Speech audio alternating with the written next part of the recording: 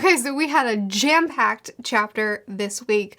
A lot of things happening, so let's dive right in. Chapter 1096, we're back on God Valley. We're back at the beginning of this manhunt that's been put on by the Celestial Dragons, where people are weeping, people are trying to protect their children, people are having to scatter because as we learned last week, or last chapter, the Celestial Dragons are hunting. They've chosen God Valley, partially because of the name, partially because of their natural resources, to exterminate all the natives on this island in a game so that they can take over the land. It says they've concocted this sick murder game to drive off the inhabitants of the island so they can take its resources. Would you believe that the 100,000 rabbits who live on this island will all be dead to the very last man in just 3 weeks? So Oda does such a good job of taking a scenario and in so few words and in so few panels,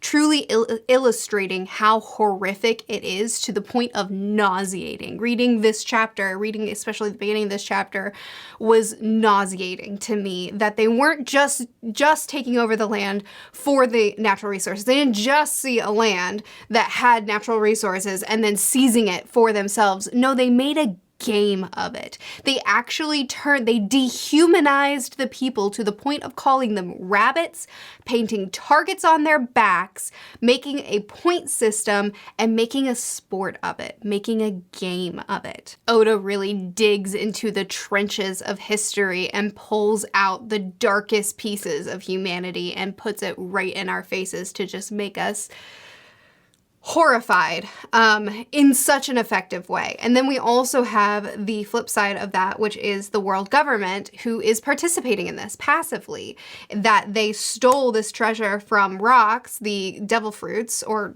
one of them at least, gave it over to the Celestial Dragons to use as their prize for this game, which means that the world government is consenting in all of this. Obviously, the Celestial Dragons are the gods. They've promoted themselves to be the gods of this whole system, and the world government does serve them. But regardless, they're playing along. They are passively playing along to this manhunt that's happening, where they're going in and making sport of eradicating the natives of this island for fun. For fun. And Garp is a character that I'm constantly just trying to compile information on, because there's so much that I like about Garp, but then there are situations like this too, where Garp is fully aware of what's going on here, and he too is passively consenting. Now, he didn't agree to this. He specifically told, I don't know, whoever this is on the phone with him, he specifically told him, listen, you are making a mistake by stealing from rocks. But to me, it looks like what Garp is saying is, you're making a mistake by taking that treasure and using it as the prize for the Celestial Dragons. Go find a different treasure. Don't take that one.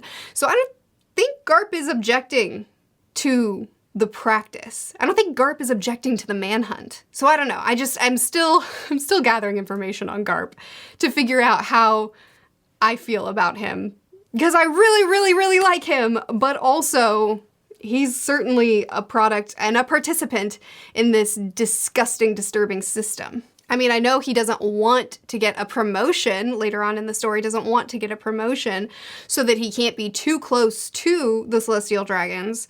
So Ivankov does the most Ivankov thing that he can do, which is shout yeehaw and give an impassioned speech about breaking down exactly what's going on and what they need to do to get out, shepherding people to find their escape from this hell that they're in. Then you have Ginny, she seems to be the strategist of the group. She informs us that they have these prizes if they win, which is the Kaido's devil fruit, as well as the pawpaw fruit, Kuma's fruit. And then she also lets us know that she managed to send a message about the island to the outside. Maybe someone has heard it. She is one of the most important pieces of this plan of getting the information out and of working with Ivankov and Kuma to make sure that this escape is successful because, as they say, in all of these manhunts that they've done in history, the total count of survivors has been 0. None. The rabbits are all slaughtered. The people, the natives of the land are all slaughtered. So the only option they have is escape. And these 3 make it happen. So I love these panels when they say we need a decoy.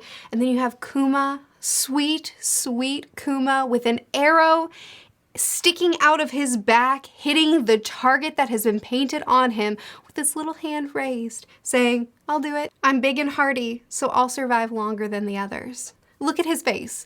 Look at his precious little face as he says that line. From there, we get the rush of some of the most iconic people in this manga that we don't yet know enough about. We have the Rocks crew bickering among themselves, no brotherhood, no camaraderie, just a group of really powerful people that have come together, much like Blackbeard's crew, where it's like we're together because we have a common goal, not because we're a nakama. We see many familiar faces like Whitebeard, Kaido, Big Mom, Stussy. I call her Stussy, but I think everyone else calls her Stussy. But also seeing Boa's grandmother who got punted out a window one time, and John, the Buggy's pirate guy. What's his name? Thriller Bark? Anyway, we see Roger come rushing in and Rayleigh right there next to him. We get to see more of the founding families with learning more about Figureland and his family. And then in comes Vice Admiral Garp, who's only here because Roger was here. That's the only thing that got him out of his Hawaiian shirt and into this whole mess. And as the manga puts it, it's absolute chaos. And in the midst of all this, we also see Kuma eat his devil fruit, having Kaido's snatched from Ivankov by Big Mom. We already knew that Big Mom gave this devil fruit to to Kaido, so you know this is how she gets a hold of it, is by interrupting this plan. And then Ivankov tells him, "Eat the fruit, eat it fast. Don't think, just eat and get out. We've won. We just need one survivor in all this, and we've won." And that, this whole spread has a lot of really powerful things to me. The fact that you have someone who's been enslaved his whole life, and he's looking at his enslaved friends in the midst of a manhunt, a literal manhunt where there is no hope except escape, and they've now been captured. He's being held down, and his option for escape is gone now. And so he's facing his own death. Ivankov is aware, this child who's known nothing but slavery is aware, I'm done. I'm dead. It's over for me. But if you get out, if one survivor comes of this, we've won. I love Ivankov. There's a lot of things that make me love his character. He is in so many ways the epitome of freedom, which is what this series is truly about. I mean, it's about a lot of things, but that's one of the main core themes, and Ivankov is the embodiment of that, along with other characters. But here too, when he is the antithesis of freedom, when he is enslaved and now facing his death and recognizing my escape plan failed, but yours might succeed. And if we can just have one survivor, if we can just make it so that the celestial dragons fail at one, then we have all won. Like, I love his character. He is such a fighter for freedom, which is why he's a part of the Revolutionary Army. But he's such a fighter for freedom, anyone's freedom. I love it. Oh, gosh. Okay, so then we have Saturn come onto the scene immediately with his eyes, attack Kuma and harm him. And in the face of one of the most powerful people in the world, in the midst of a manhunt where his people are being slaughtered left and right, he looks into this man's eyes, he looked into the eyes and immediately got, in a supernatural way, got attacked. No hands were laid on him, just looking in his eyes caused him to face a lot of pain. He then looks him in the eyes again and says, "Are you important, mister?" He didn't actually look him in the eyes again. That was, I'm being dramatic. He was looking at the ground. I'm looking at the panel right now. Are you important, mister? It doesn't make sense that you're born important, and there's no reason for someone to be born a slave. If I've got some kind of power, then I want to be like Nika and save as many of these unfortunate people as I possibly can. There's so much wrapped up in these three characters. There's so much history and so much emphasis on what they've done without it having to be overtly said here in this chapter. In this chapter, we see Kuma promise that he, for as long as I live, I'll never forget your face, which recontextualizes Marine Ford when Ivankov wants CP0 to remember his CP0? Yeah, I think I'm remembering. When he's a cyborg, remember his face, and he doesn't. It recontextualizes that and adds so much more pain on what's been taken from Kuma. You have Ginny, who did something so simple as just leaking some information. Hopefully someone will hear this. And that set off a sequence of events. The entire God Valley incident, Rox's crew falling apart, Garp and Roger teaming up together, Garp getting his reputation, the Kaido and Big Mom getting their own empires. There's so many things that all happened because of that leaking of information. And then there's even commentary on that when Ivankov mentions that the only thing that's actually being reported on here is Garp. Garp's heroics. They won't print anything else, just what the powerful want. That Morgan's writer is such a hack. So talking about the manipulation of information, talking about things being lost to history. And with this, even though we didn't actually see the Rocks Valley incident happen yet, I still think that there's plenty of opportunity to do that when it's not Kuma's memories that we're exploring. I don't know how much he would have seen of that when he was focused on getting people out. But I do wish we had seen him getting people out more. That was something that we talked about on my Patreon when we were talking about the chapter as I was reading it. And I agree. I wish we had actually seen him getting the people out, but probably the reason we didn't is because that would have us see flashes of the Rocks Valley incident, and that just needs to be reserved for another time, because right now this one is about Kuma. The focus of this flashback is Kuma, as it should be, I think. He deserves his time. But speaking of the flashback being more focused on Kuma, I love this panel where he's kneeling down and praying, and Ivankov asks him, "Why are you still praying, Kuma?" And he says, "I'm thinking of the other lives I could have saved." Truly, Kuma is such a beautiful person. His sweetness and resilience when he was interacting with his family and watching them die and having to go through getting the beatings and everything else. His desire to embody Sun God Nika and the true liberator and wanting to liberate as many people as possible. This line from Ivankov when he says, "Now you've got the hands of liberation that set people free."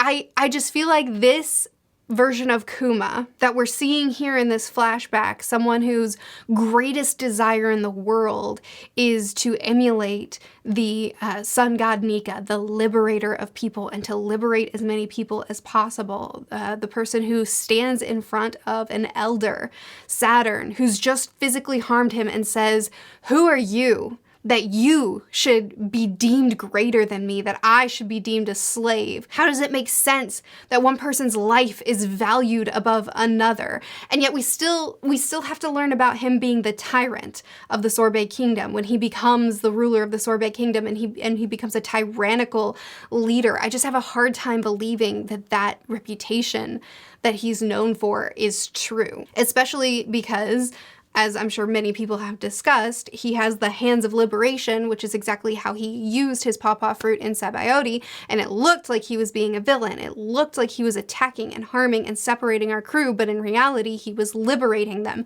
And I just have to think that this is another Alabasta situation where Cobra looked like a tyrant, he looked like an evil dictator, but he wasn't. He was actually a man for his people, and information was being manipulated because of people who had an evil, vindictive agenda. I have to think that Kuma was for his people when he was labeled a tyrant, but that was just information being manipulated once again. I also love this dynamic after Ivankov leaves, and we just have Kuma and Ginny forging a new path for each other, no longer enslaved, finally free and making a life for themselves. And this scene where these kids beat up on Kuma and mock him and call him a monster. Kuma is such a sweetheart. He's such a sweetheart. And I love the image after they've attacked him of this petite, fiery girl defending this giant, this lovable giant. He's Pacha from The Emperor's New Groove. You can't tell me otherwise. And she absolutely embodies Pacha's wife. What was her name? Hold on, real quick. Chicha. Ginny is Chicha. Okay. Now we can move on to actually talking about the series that we're talking about. I love that image of this petite, fiery girl standing up and defending her gentle giant. And then ending the chapter on Ginny and Kuma having their freedom, being able to eat as much as they want, eating to the point of being overly full, and the tears of joy that it brings them, that they're finally full, so full. It's really sweet to see them satisfied and happy and beginning this new life with what looks like a wonderful future ahead of them.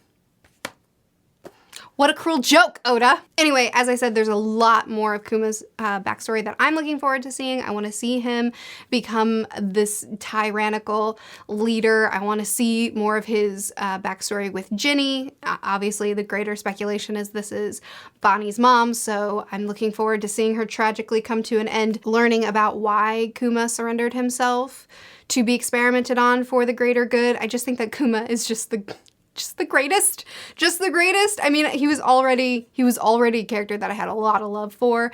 I knew Oda would do a lot with his story, but truly, he's getting so far such a fantastic fleshing out of his character. The more we learn about him, just the more I deeply, deeply, deeply love him. I'm looking forward to seeing more of what he's going to show us from the world government, the Celestial Dragons, the Elders, and of course this Rock's confrontation, the God Valley incident. There's still a lot of time and there's still a lot of information for us to see more. I'm glad he didn't pause Kuma's story for a big battle, and I was talking about this in my stream, but I think that that's one of the things that makes Oda really stand out and makes One Piece stand out among its other shonen contemporaries is most shonen series, look at me, the newbie talking as if she knows something, that I've read would happily indulge in a battle here because this is the appropriate place to put a battle. But One Piece and Oda is focused on telling the story. And the story needed us to focus on Kuma and his story. And we'll get to the battle. But right now wasn't the time. And I like that we didn't indulge right now, even though I would have been happy with that. I would have taken that battle. But it makes more sense to put it off a little bit longer, give us a little bit of time, and let it come when it's time to come. Either way, I thought this was a great chapter. It really shed a lot of light on the roles that Kuma, Ivankov, and Ginny played in their lives in this particular incident and in the reputation that this incident had. I love seeing their dynamic together and how hard they fought for not only their own freedom, but for the freedom of the people and to change the tides of things. In all of history, the Celestial Dragons have had these manhunts, and every time the survivor count has been 0. Every time. And they broke history. They broke that pattern. They started something new where they were able to stand up in their own way and give freedom to many. Sadly, not everyone, and that haunts Kuma. It really built up those characters even more. I mean, Ginny, I didn't know it all, but these characters, Ivankov and Kuma, gave them so much more depth, as well as showing us even more how truly despicable the Celestial Dragons of the world government are, and this force that we are supposed to be opposing in this series, reminding us why. As well as just building hype about the God Valley incident, which we will hopefully eventually get to. Anyway, I thought this was a great chapter. I hope you enjoyed it too. I would be very interested to hear what your thoughts are on it.